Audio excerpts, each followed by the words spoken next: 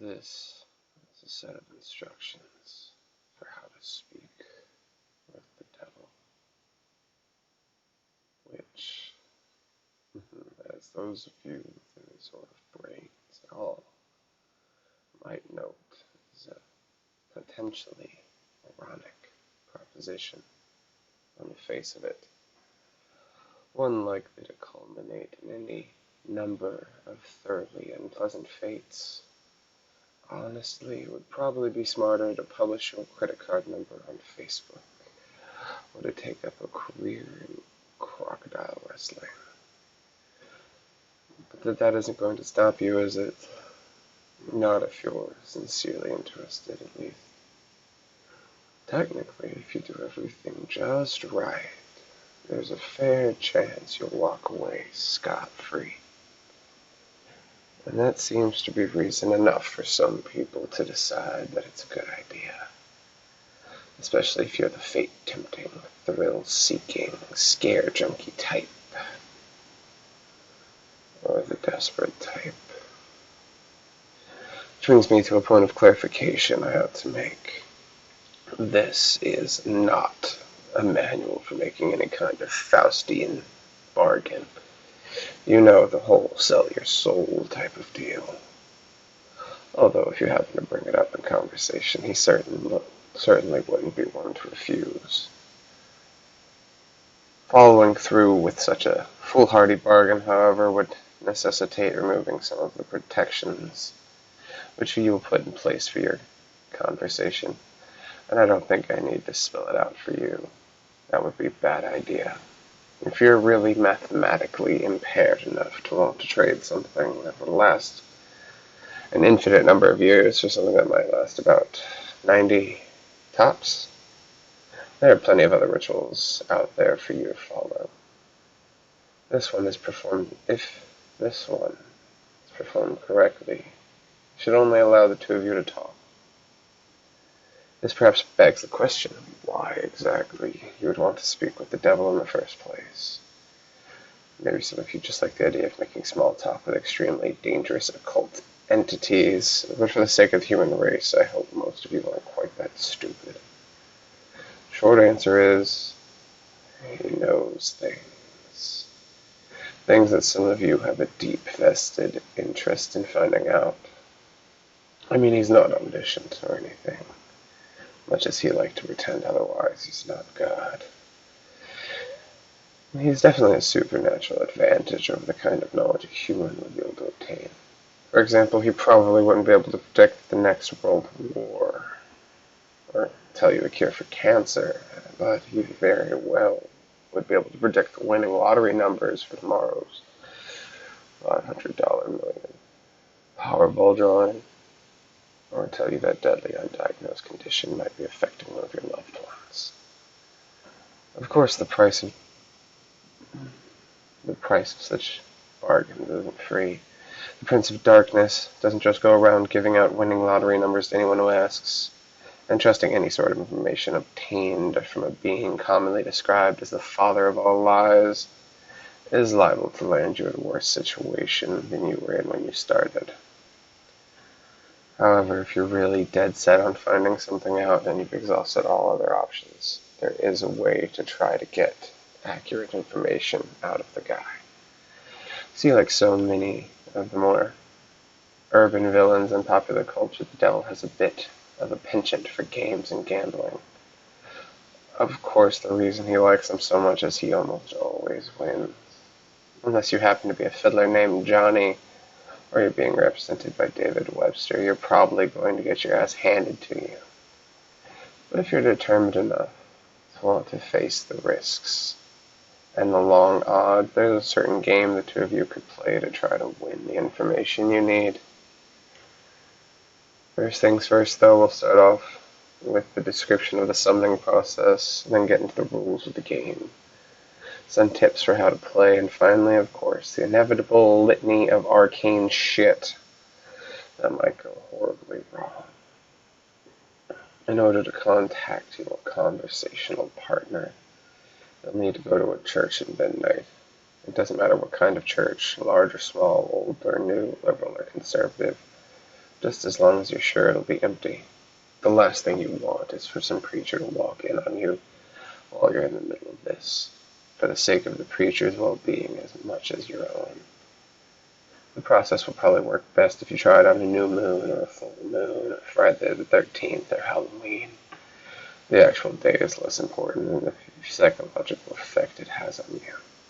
As long as you don't try Christmas Eve or something stupid like that, you should be fine. The time is important, though. You don't have to start or end your ritual at exactly 12 a.m. or Greenwich Atomic Time or anything. But as a general rule of thumb, you ought to show up a little before midnight and have everything set up no later than 10 or 15 minutes after. Show up a lot before midnight if you don't know how you're going to get in.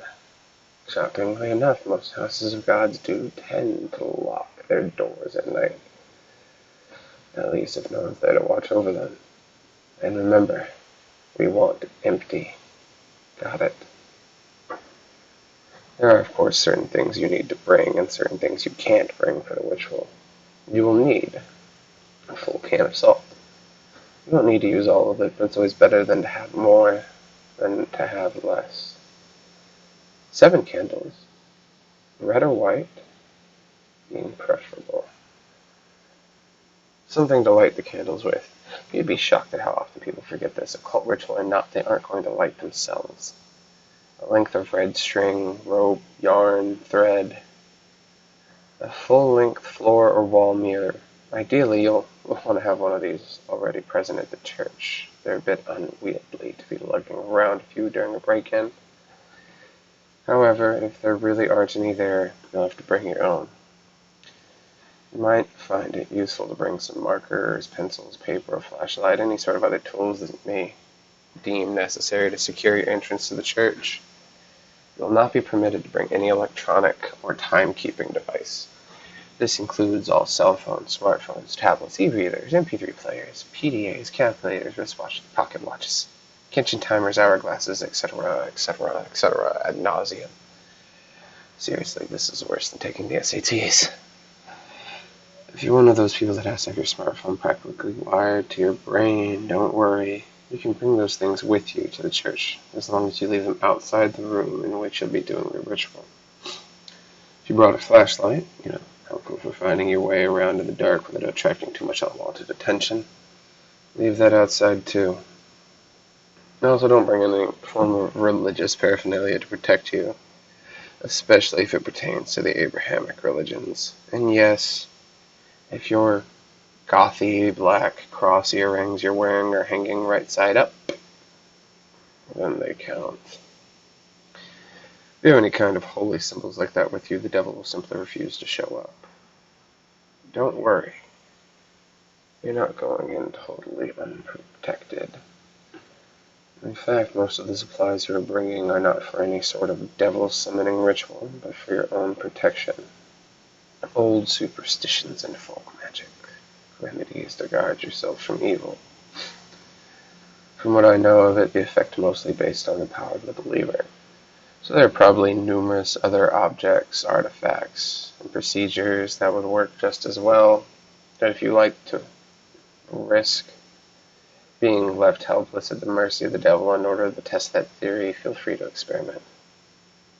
However, for anyone without a psychotic death wish, I'd recommend sticking to the ritual as follows. Once you're sure you have all of the right supplies with you, make your way into the church and find some place to set up. It can be anywhere from the main sanctuary where services are held to a Sunday school classroom to a walk-in supply closet. As long as you have sufficient open amount of floor space and are certain not to be disturbed, set up your mirror first. This is where the devil will appear when you summon him. As such, you mustn't complete the summoning until you've laid down certain wards around it. First, surround the mirror with an unbroken circle of salt. If the mirror is hanging on the wall or door or lay down a semicircle around it instead. Make sure that the salt touches the wall at both ends. Then wrap your red string around the mirror several times. The color red especially red string, is symbolic of protection and folklore of many cultures and religions. This is also why red candles are a good idea. Speaking of the candles, set them up around the outside of the circle or semicircle of salt. Spread at relatively even intervals. No, you don't have to get out a measuring tape and make it exactly perfect, but do at least try to make it look as though it was set up by someone old enough to be trusted with matches. Light the candles in a clockwise fashion, being careful not to disturb the salt. If you break the salt, you have to start all over again. Once all the candles are lit and burning strongly, your protective wards are complete. You are now ready to proceed to the actual summoning. To do so, you first must get the devil's attention and demonstrate your resolve by performing some sort of sacrilegious act in holy space. Turning a crucifix or cross upside down is fairly conventional, but it's not the only option. For example, I know a kid who wants to fill the requirement by scribbling obnoxious graffiti all over the painting of Jesus hanging in a Sunday school classroom. The nice thing about turning a cross upside down is that once you're finished your encounter, assuming that you survived it in one piece, you can just flip it right side up and no one's the wiser. Sidestepping the relatively minor but still irritating risk of having your Sunday school turn into a reenactment of the Spanish Inquisition for the next month and a half. After you finish doing whatever offensive thing you decide on, shut all doors to the room and turn off all of the lights, so the space is lit only by the candles. Face the mirror and stare deeply into it, concentrating on your desired outcome. There are no incantations, no arcane strings of Latin you have to recite. You just look into the mirror and wish as hard as you can for the devil to appear there.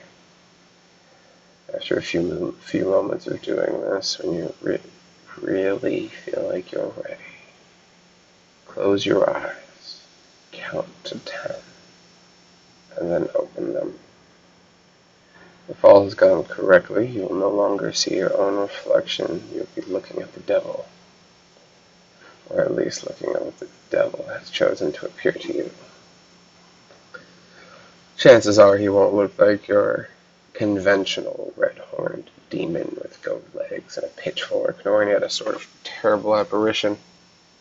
No point in scaring you off now. Better to lure you in, make you feel safe. To that end, he generally takes on an appearance of fairly average, nondescript human being. If anything, he's prone to vanity, and he leans towards the more attractive end of the spectrum. The only real frightening part of him will be his eyes. No matter how hard he tries, he can't hide the sinister gleam smoldering deep within them, the malevolent amusements and hunger, like the eyes of a spider contemplating a fly struggling in its web. They're supremely confident, those eyes. Confident and without pity. Don't look into them too deeply, or you'll begin to feel helpless and paralyzed with dread, losing your hope and your will to fight. Since you'll probably just be standing there staring at him in shock for a few moments, having on some level expected for the ritual to fail. He'll initiate the conversation by asking you what it is you desire from him. If you can gather your wits enough to string together a coherent sentence, you should respond with something like, I wish to challenge you to a game of question and response. Even if you don't get the words completely right, he'll know what you mean, and he'll accept your request with a wide, predatory grin of anticipation. He's been playing this game for a long time, you see, and he is very good at it. Most humans, on the other hand, are very bad at it. This gives him a chance to, at the very least, thoroughly mess with your mind, and at most, well, we'll save that for a litany of shit to go wrong. You'll have to play it very smart to avoid justifying his expectations. General rules of the game are very simple with a few caveats that can make things much more complicated. He'll begin by asking you a question. He always initiates the game. It can be anything from a piece of obscure trivia to a riddle to an extremely personal inquiry. Don't worry, you won't immediately be plunged into hell if you get the question wrong or anything like that. As a matter of fact, he won't even tell you whether you got the answer right or wrong. After you've answered his question, you get to ask him one in return. Now here's where the consequences of your response come in. If you answer his question correctly, he will respond to your question as honestly and accurately as he is able. However, if you answer it incorrectly, he is free to lie to you as he sees fit. Perhaps if you asked him something you're better off knowing, he'll tell you the truth about it anyway. More likely, he'll feed you the most insidious, damaging lie he can come up with. Either way, after he's responded, he'll ask you another question, and the process will repeat over and over again until you decide to call it quits. Now you may be sitting there thinking it sounds fairly easy to get the information you need. All you have to do is wait for a question you can answer correctly, and then take that opportunity to ask him what you really want to know, ignoring everything else he said. It's not that simple. The devil will never give you an easy question, one that you can be completely sure of the answer to. He may instead give you questions that you have some vague knowledge of, and that you think maybe you know the answer to, but aren't really confident, thus forcing you to endlessly second-guess yourself, obsessing whether or not you can trust the information that he gave you next. Perhaps you'll think that what he said is a lie. Wish it was a lie. Externally consumed by doubt, unable to fully convince yourself that you were wrong. Or perhaps you'll have to make a huge choice based on the information that he gave you, and tormented by fear and indecisiveness as you realize that your fate, and perhaps the fate of others, rests entirely upon whether or not you were able to correctly recall some arcane piece of trivia that you don't even remember now. You'll never remember the exact questions the devil asked you, by the way. That'd make it too easy for you to go back and check on your responses. Or maybe instead of testing your knowledge, he'll ask you something personal, something you even lied to yourself about. You'll answer back to him thinking you've gotten the question correct. No, I don't resent my sister. Yes, I would turn the money into the police. But he'll know better. He'll know better than you do that you're lying, and he'll lie to you in return, and you'll believe him. You'll believe him until you are no longer able to deceive yourself, and by then it might be too late. Or maybe he won't even give you the chance to get accurate responses at all. Maybe he'll just ask you endless strings of completely impossible questions, making you more and more frustrated and disheartened, as you realize you'll never be able to force him to tell you the truth. Questions like, what is the exact height of Mount Everest in centimeters in the year 1666? What is the airspeed of an unladen swallow? Although, knowing his sense of humor, if you ever ask that later question, you might consider African or European to be the correct response. There are a couple ways to short-circuit this particular strategy, however. Additional rules and courses of action that make the game more interesting and prevent you from being stonewalled completely.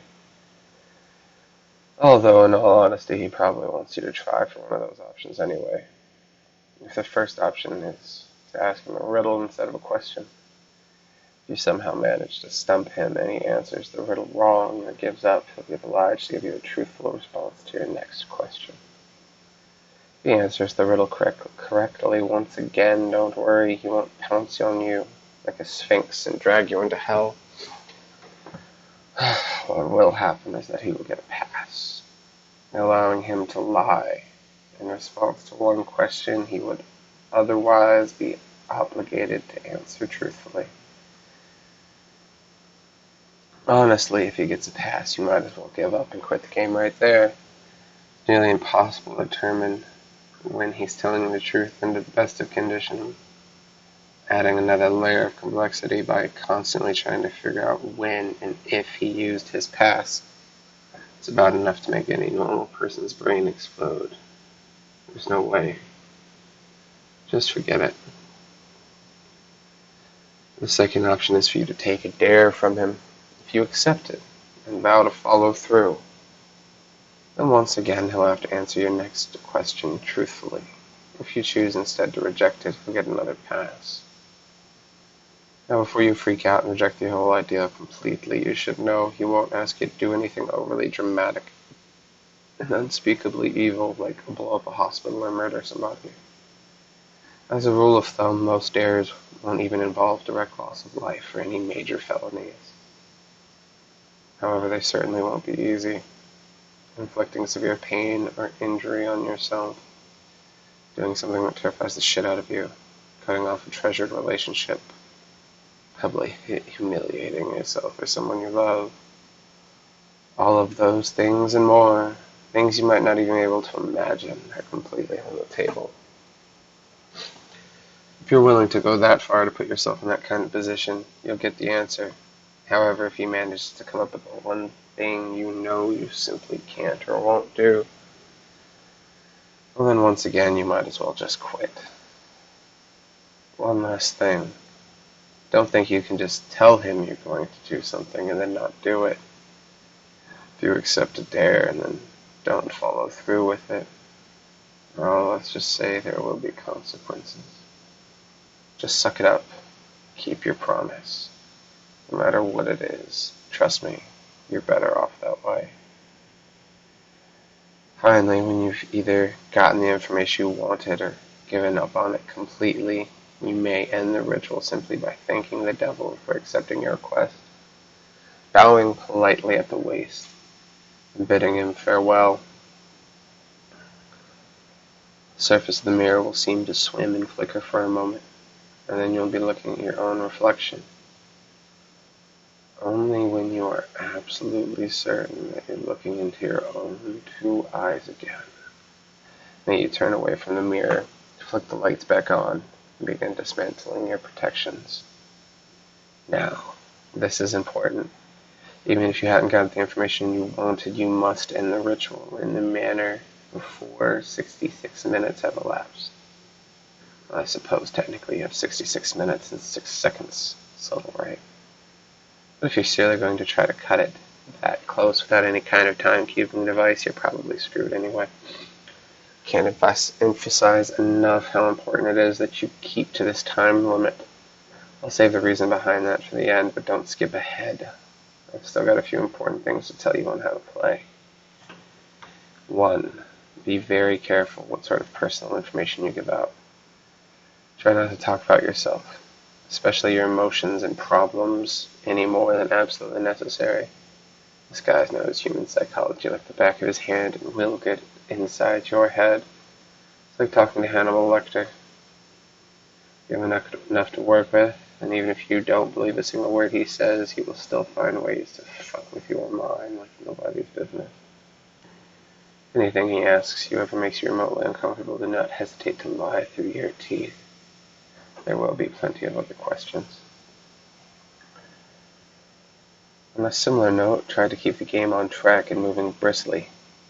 Unstructured interactions of any kind are to be avoided. Chances are that at some point he will try to draw you off on a tangent discussing something that fascinates you, analyzing a response you've given him, or finding some other excuse to speak at length without moving the game forward. This is not only a waste of valuable time, but also another excellent opportunity to mess with your mind. You choose to give him a riddle. Use one that you've made up yourself if the riddle has ever been written down anywhere at all from the pages of The Hobbit, or some lost ancient magic. You'll already know the answer. That said, it still has to be a legitimate riddle, with an answer that makes logical sense from some angle. It can't just be something like, what's green, has 10 legs and hops, and then claim for some inexplicable reason that the answer was marshmallows. Nor can you ask him a straight question like, what do I have in my pocket? But he probably knows that anyway. There are no hard and fast rules to determine whether a riddle makes sense or not. You're a reasonable human being. Your ancestors ate from the tree of knowledge. Please, for the love of crap, use for some common sense. If you choose to take a dare, there's a slight chance the devil will ask you to do something seemingly easy. Deliver a letter, for instance, or scribble a 10-digit number in a public restroom stall. If he does ask you for something like this, and you have even a shred of common decency, do not accept. Chances are that he's using you to further some sinister plot, one liable to ruin a lot of lives and hurt a lot of people. Who knows? Maybe the type of person who really doesn't mind throwing an unknown number of total strangers under a bus to find out what you want to know. Let's at least be aware that that is what you're doing. Last but not least, be very aware of the time. It may be helpful to do some practicing beforehand and get a feel for how long an hour is without a watch. The devil will probably put off discussing the things you're most keen to find out for as long as he can, as you near the 66-minute deadline. He'll start trying harder and harder to distract you, captivate you, and otherwise keep you playing until it's too late. He'll string you along, feed you little glimmers of false hope, keep you thinking, just a few more minutes, I'm almost there. Don't fall for it. Don't go over the time limit no matter what. Now you might be thinking that this game doesn't really sound dangerous so far. Threats of psychological damage rarely seem to carry the same weight as threats of physical damage, even though their costs are often just as great. I hate to burst your bubble, but the game is far from safe. There are plenty of ways for you to seriously screw yourself, both physically and mentally, not to mention spiritually. And it is with these that I will conclude in the vain hope that you make some sort of impression. First, while you're speaking with the devil, do not let him out of your sight. Keep staring into the mirror no matter what happens. He will undoubtedly try various tricks to make you look away. You'll hear noises behind you, feel eyes in the back of your neck, see shadowy phantoms writhing in the depths of the mirror. A cold breath will blow upon you from behind, smelling like the crypt. A deep silence will settle, only to be interrupted by a loud smack directly behind your head, giving you about the worst jump scare you've ever had. Hell, the devil may even abandon some measure of his own dignified facade and give a sudden jump of feigned shock, shouting loudly and pointing behind you, with a very convincing look of terror on his face. Whatever he might test you with, you must not look away from him. If you look away, you lose sight of him completely, even for 1 second. You will look back in the mirror to find him gone. well, not gone. Out of the mirror, in the room, with you. Exactly how much of your body the police will find the next morning or what state it's in will depend entirely on the mood that he's in. Same thing goes if you break the precautions you laid down before beginning the ritual. Interrupting the circle of salt, letting the red string unwind, knocking over a candle, or letting one go out. Any of these things will free him from the mirror, and then, well, you're all a bunch of creative horror junkies. You can fill in the blanks. On a different topic, you may reach a point in the game, probably after a long series of maddeningly impossible questions, where the devil asks you directly, "What is your full name?" You must not give it to him. Names can be a powerful thing. Although the devil, of course, already knows your name, telling it to him yourself is akin to inviting a vampire into your house. Your name is deeply synonymous with your own inner self. Thus giving your name is giving power. If you are foolish enough to make this mistake, all of your protections will be for naught, and he will seize upon your unwitting offer with malicious glee, stealing away your soul and dragging it back with him into hell.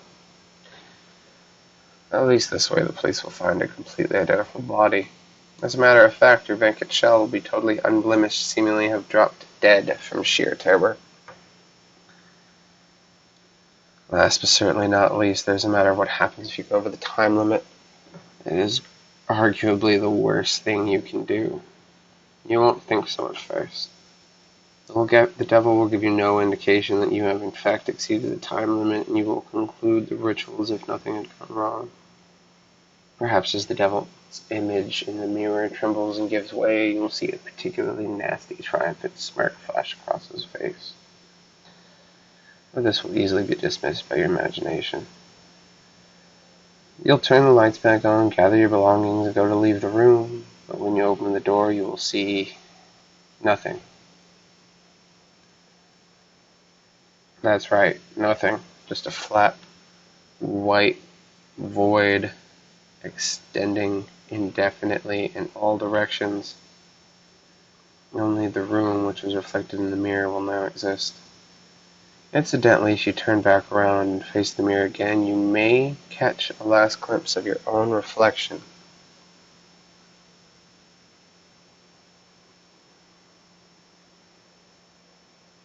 And now,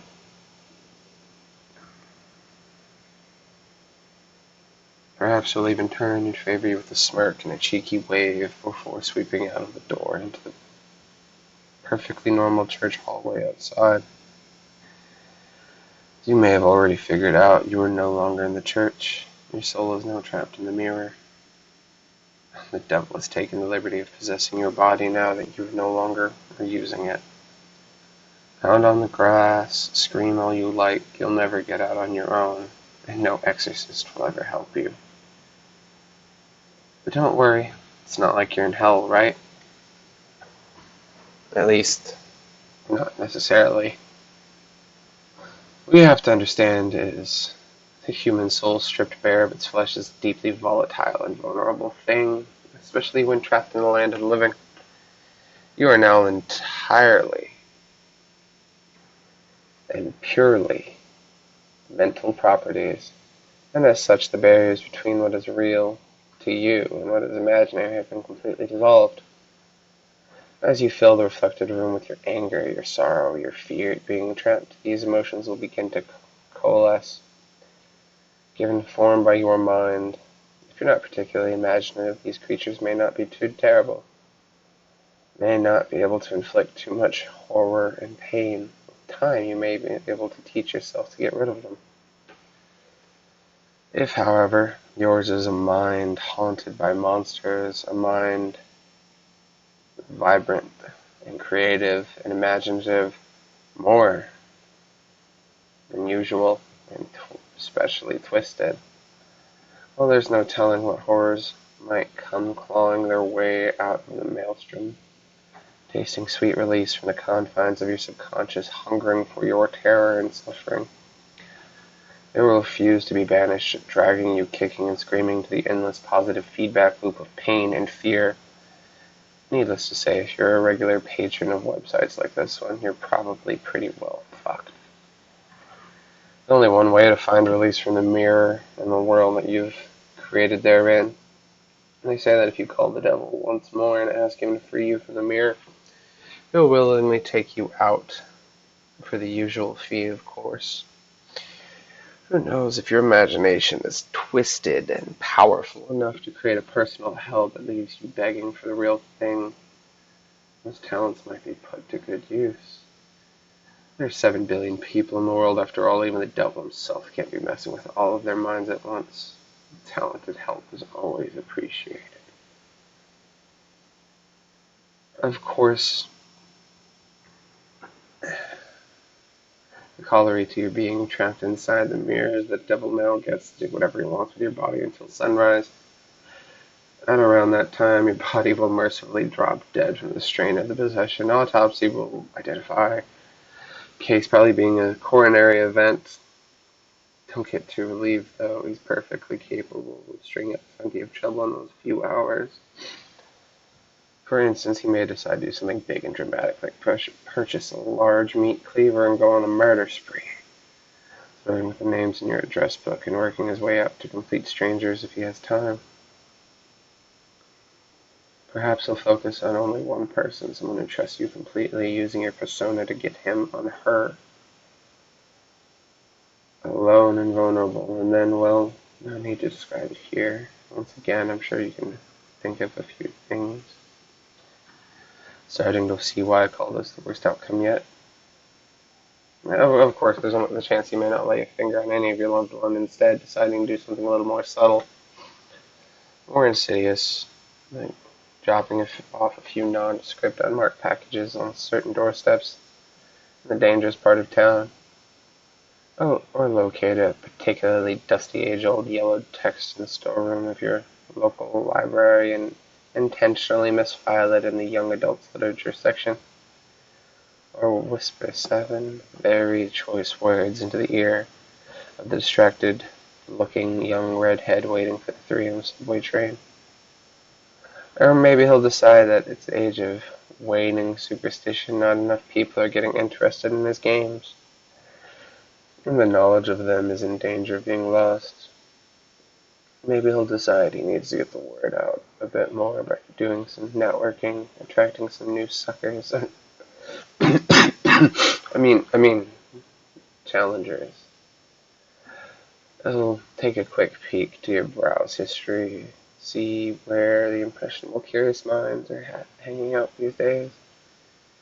Maybe I'll even write a quick tutorial in modern parlance rather than some inscrutable, obsolete, demological text. Post it on the internet and see how many bits he gets. I I shouldn't have said that. I shouldn't have gone there. But if you've made it this far without shying, a little twist at the end isn't going to pull you off now, is it? Dear reader, I'm sure there are plenty of intrepid adventurers among you with burning questions you'd like answered. And you're all a smart bunch.